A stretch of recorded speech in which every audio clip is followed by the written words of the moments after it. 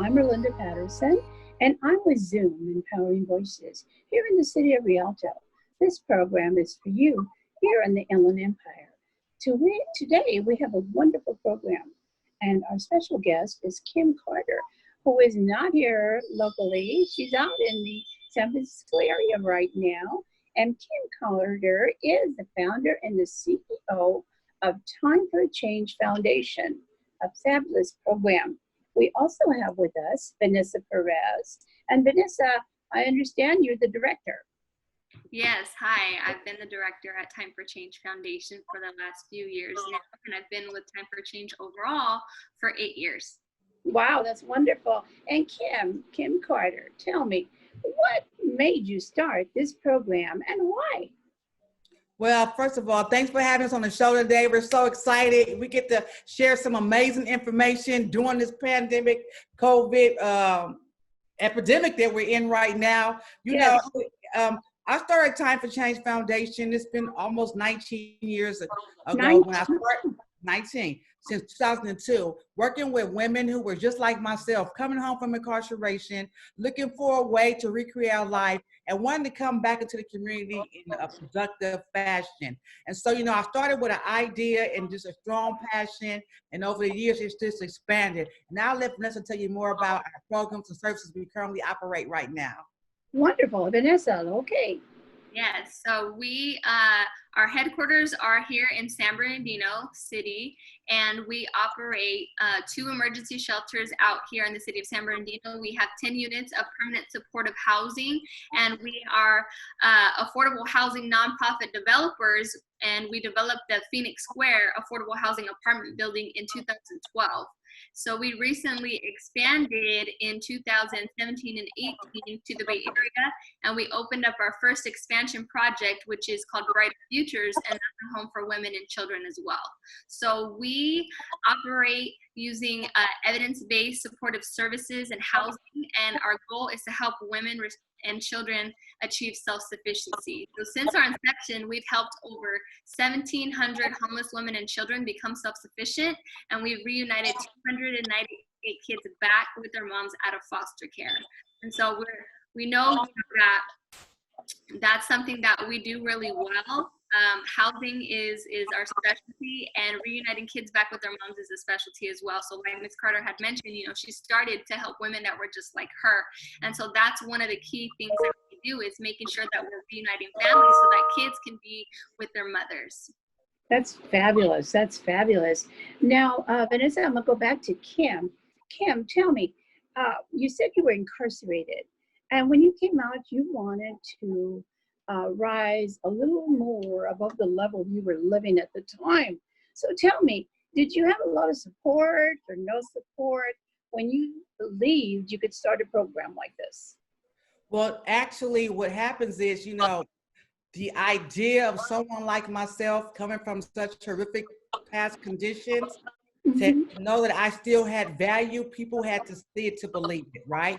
Because so many people have been impacted in negative ways with their own family members, maybe have gotten to recovery and not stayed sober, or got out of jail, not stayed out of jail. And so, I wasn't met with a lot of support. As a matter of fact, I was met with a lot of opposition, and therein lies my voice for advocacy. But what I can say today, after 19 years, we went from breaking laws to making laws, and actually removing some of those oppressive policies and conditions that was to continue to keep women as second-class citizens and not allow them to become those nurturing parents and productive members that they can be. And so my life has been dedicated to helping them to realize their full potential, and that no matter what our past, we still have a future, and only God knows our present. I would be remiss to say that when you look at the various cities, particularly in San Bernardino County, how many cities don't have a domestic violence shelter? How many cities don't have a homeless shelter? How many cities are not even addressing the issues of women and children? And so, when you think about a whole city with, thousands of people, and you don't have not one thing dedicated for women, what does that tell you about where we're at in society as a woman gender inequity, gender inequality, and what we need to do to be women on the front line helping other women. So I help my sisters, and, and I do that with the housing and support services, developing leaders like Vanessa right here, who's a young leader, 30 in the 30. She's now running a major organization, and Time for Change is just that. It's time for change for not being able to access safe and decent housing to raise your families. It's time for change for being called an essential worker, but you can't afford to pay rent. It's time for change from being put on the front line when it comes to the disease that will rob and kill you, but yet and still you can't even afford child care. See, it's time for change for that. So we look at this pandemic as what are we going to do to reconstruct the future, because for real, to go back to what it was is not an option, because this pandemic has lifted the veil and continue to highlight and exacerbate the inequalities and the inequity that exists. When you think about Rialto, San Bernardino, Montana, Highland, Black and brown people continue to bear the brunt of these unjust policies. And when it comes to really targeting resources and financial support, it does not make it down to the communities it needs to get down to. And so we want to raise people up to exercise their right to vote. We want to make sure that they're getting counted during the census. We want to make sure that they're getting the earned income tax credit. We want to make sure they're actually using their voice, particularly right now with schools shut down. Do you know how many women are in homes or in shelters that are now responsible for teaching their children? Without having technology, without having laptops, without having internet. Internet is a luxury item. When you're living in poverty, internet is not on your list. It's called food, clothing, and shelter. Internet did not fit up in there. And now we're just relegated to this virtual world like we're doing right now. And when women don't even have internet to be able to even take care of their children with the education part. They're still expected to work. They're still expected to do child care. They're still expected to pay rent. So like we have so much put on our shoulders as women, and it's time for us to come together and lift each other up and raise our voices. That's right. And time for a change foundation with a person like yourself, is going to make a difference. There are a lot of women out there, Vanessa, that actually, they need to be taught their rights. They really don't know some of the benefits and rights that they have. Is that right? Absolutely. And so one of the things that I love that we do at Time for Change and what makes us so unique is that we provide direct services as well as leadership development and advocacy. So when I started at Time for Change, I was an intern and I got to see firsthand the advocacy and the leadership development that Time for Change was doing with homeless people in the parks, teaching them how to use their voice for change, building up women and empowering them. That's why I love the name of this show, Empowering Voices, because yes, that's what we do. We empower women to use their voice to create change, the change that they need, the change that they want to see. And so we don't only empower them to use their voice to speak up about things, but we empower them to be the change that they want to see, so they can be those mothers to their children, and so they can change these policies, whether they're statewide or local. We make sure that our women are at the table and that their voices are being heard, so that way we can shape the way that policies need to be made in order for communities like us, people of color, low-income communities, women, disenfranchised, marginalized, and we empower them to make sure that they're lifting up their voices so that we can see that change. Absolutely. It's very important because our children need to have examples, someone to look up to be somehow independent, self-sufficient, be well trained as to what, and who they model after. Is that right? Absolutely. And so we want our women to, many of them came from broken homes. Many of them didn't have their mothers or a positive woman figure in their life. And so we're doing that for them. And then we're empowering them and teaching them. Some didn't know how to do basic things as cooking and cleaning. And so we're teaching them basic things, or how to be engaged, how to vote, how to, read the newspaper and be involved in their kids' school. And so by doing that, they're changing the way that they're living, and they're becoming productive members of society. They're becoming positive role models for their children and breaking those intergenerational cycles that have kept them in poverty and cycling in and out of jail and in prison. And so by doing that, we're creating positive role models for our little kids so that they can have someone to look up to as they get older, and we can create future change makers and advocates and leaders. Absolutely, and that is so important for us. Now, Kim, as a founder, as a CEO, do you find that funding is inadequate for programs like yourselves? Is it difficult to get funding for your particular program? So you got to think about it. Is it difficult to get funding to really impact the issues that are systemic to poverty, right? So you got to remember there's a war on poverty, right?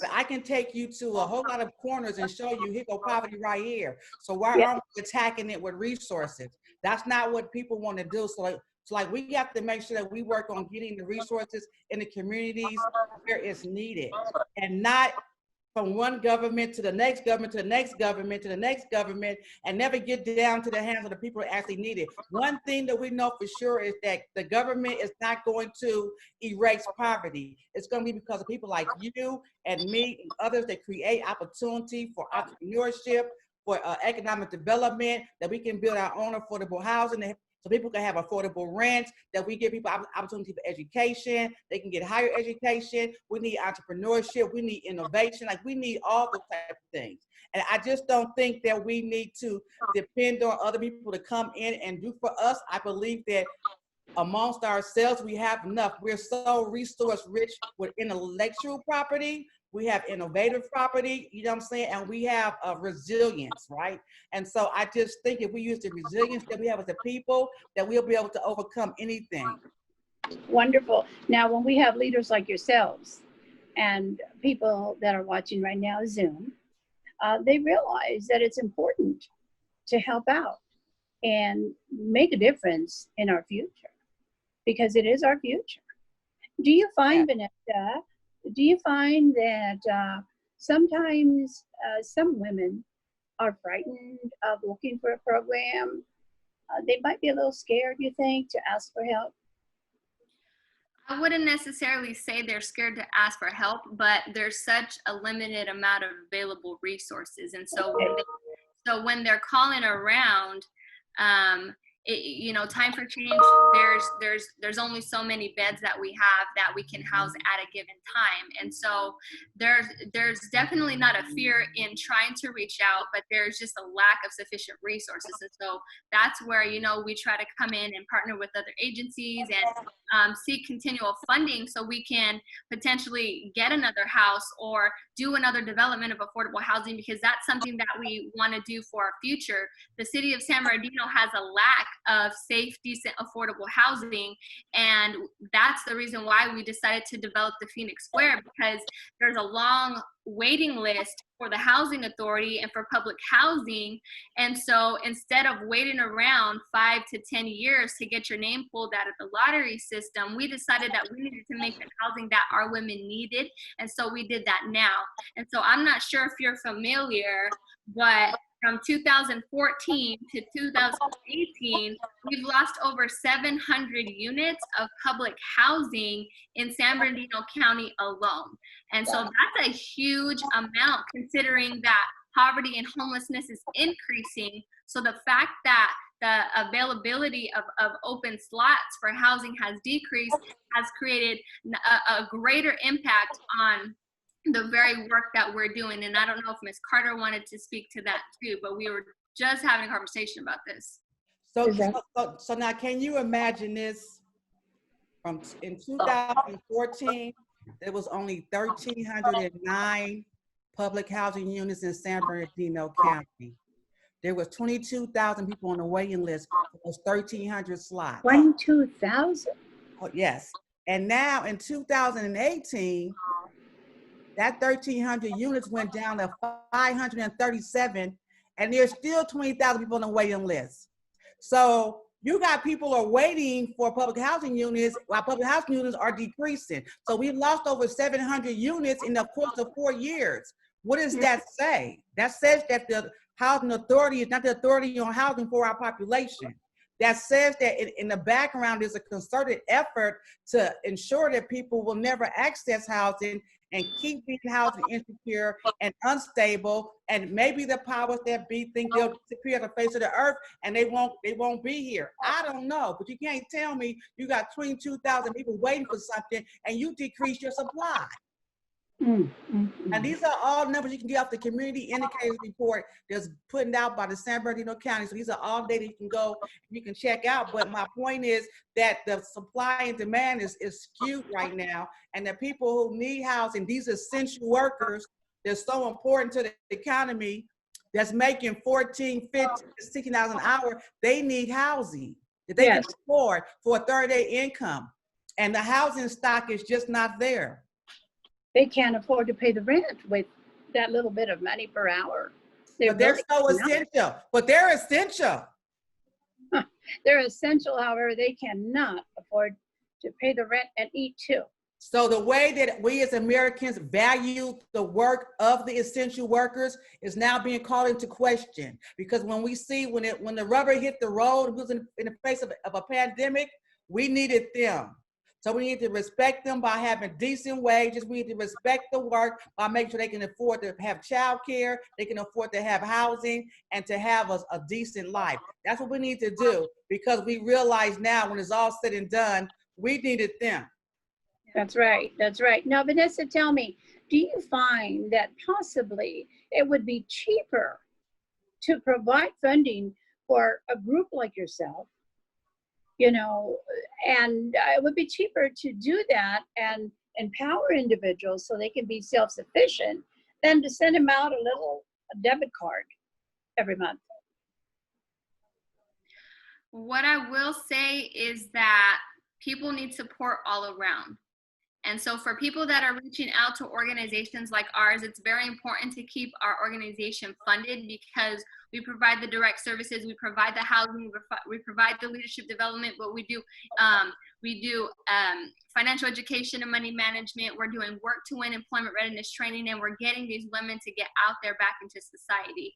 And for us to be able to do that, it takes resources. It takes financial resources. At the same time, women still need to make a living. So even while they're here, we're providing them with things. But if we're going to get them to a place of self-sufficiency, then they're going to have to either get a job or have to start getting an income of their own. And if they don't have that, then they have nothing to build off of. And so what we do is we teach them how to budget. And so when they get a little bit of income, then what they can do with that is they can open up a savings account.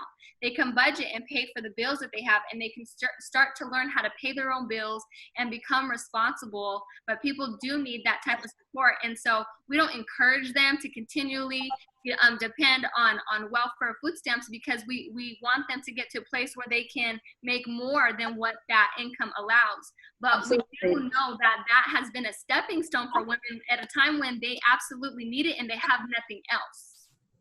Right, right. Now, Kim, do you believe that we need to have more technical training for individuals like in your program? You know, technical training like in jobs. So with 31 million people out of work right now, you know, what is a job? Right? So I want to be realistic. What is a job? We got to be prepared for the new normal. I basically want to see more entrepreneurship. I want these women to be on the front line of creating what the next future is going to look like. Because when I think about how valued they are as an essential worker, yet they have some of the most egregious opportunities to get into fair and decent housing or childcare or even paid leave. You know, I don't want to set nobody up for that. I don't want to set nobody up to be, you know, disposable. Mm-hmm. And so my thing is to help people to reach their highest potential. And you can do that by trying to promote small businesses and entrepreneurship, as opposed to them being, you know, a widget on someone else's, you know, dock for a small pay with no benefits. Right, right. We are, you know, alive and still kicking in the midst of the pandemic. We actually have a COVID emergency relief fund up on our website. So please, anybody listening or watching, go to www.timeforchangefoundation.org. We have an increased need for services. I know you probably know domestic violence is up. People need access to support with rental assistance, cleaning supplies, food, like everything is just at an all-time high, and we definitely need to be able to help one another. So any donation, big or small, is definitely welcome. Support a family, support a woman. It doesn't matter. We have both. And currently right now, we're housing like 125 people across the county of San Bernardino. And we need protective gear, we need masks, we need gloves, sanitizer. I mean, we have the same needs as everybody else. Plus, we had to go virtual and learn how to work from home or work with social distancing, use gloves and use masks. So we've been, challenged with that, but we're still weathering the storm. That's God right. is good. God is good. That's right. Yes, he is. Yes, he is.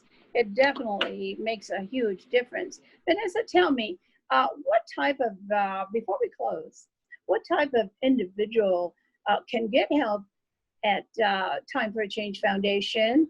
And, what are some of the places they can call, or the website you just gave? Would you repeat those for us as well? Yeah, so if a woman needs support, she can call our office at 909-886-2994. She can also visit our website at www.timeforchangefoundation.org. So we help homeless women and women with children, also women coming out of jail and prison. And so any woman can call us. Her only qualification is that she has to be homeless. Okay. And, unfortunately, there are many. Unfortunately. Yep. Yeah. Yes. And before we close, Kim Carter, Ms. Carter, Yes. please give us a thought. Give us a thought of what you expect for the future. What do you foresee? I foresee that people are starting to take care of each other, and that I won't turn the TV on no more and see another unarmed Black guy getting killed by the police. Yeah. I hope today that I'll see another woman hung up under the bridge because she stepped there all day long. So I'm hoping that, the future will not contain that. Right. Until then, we're going to keep on working to dismantle the system of oppression, eliminating racism, classism, sexism, patriarchy, the whole 9 yards. Right. And I saw on Facebook, somebody says, well, my son, I'm worried because he is a man of color. He's Black. And I responded and said, well, my son is Hispanic. He is also a man of color. So, we kind of have to unite and work together, to help our future, help and empower these women that need help. Is that correct? We have to work together regardless. Right. And it's going to take every person of every color to stand up, to use their voice, speak up for injustice, and stand with our brothers and sisters that are out there getting discriminated against. We can't just watch it and talk about it on social media and then in real life and in person not say anything. Everybody has to come together. You said it, unite. So that's what we have to do in order to see the change that we really want to see. That's right, Vanessa. And thank you very much for being here today. Give a shout out to Amy for me. She's a sweet lady. And Miss Kim Carter. Thank you for being such a wonderful leader. Thanks for having me. Amazing person. Right. And I appreciate you. You are walking the walk, lady. You are walking the walk. And we should have many more like yourself, because you are a perfect example, an example that I would love to look up to and be Thank like. you. That means a lot coming from you, Orlinda. I really appreciate it. Okay, and God bless all of you. Know that we love you and continue to doing your fabulous work. Thank you. Have a good day, you guys. Thank you. So proud of you, so proud of you. And this is Orlinda with Empowering Voices, your Zoom program. We just had the most wonderful panel, Time for a Change Foundation. Thank you so very much for joining us today. This is Empowering Voices, your television program. Take care.